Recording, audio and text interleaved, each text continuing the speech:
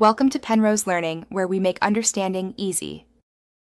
You start by protecting data and power. Back up and charge the phone above 50% because you will disconnect the battery. First, confirm if the problem is software.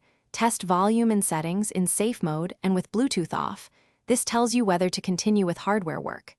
Next, remove the case and SIM tray, then inspect the external button for debris. Once done, you'll know if you can fix the button externally or must open the phone. You now move into careful disassembly.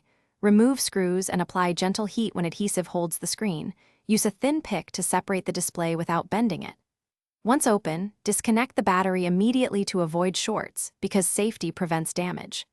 Locate the volume flex cable and switch assembly, then inspect for corrosion, worn contacts, or a torn ribbon.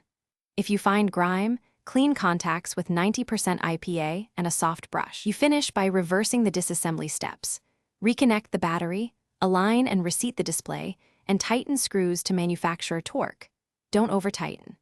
Power on and test volume buttons in multiple apps to verify tactile response and software recognition. If the problem remains, remap controls via accessibility settings or use an on-screen volume utility as a temporary workaround. This demonstrates whether software can override the fault. If the hardware still fails, the key troubleshooting tip is to stop and consult a certified repair shop.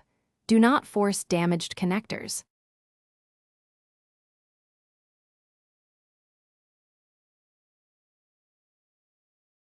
Thanks for watching. If this was helpful, leave a like and consider subscribing. See you next time.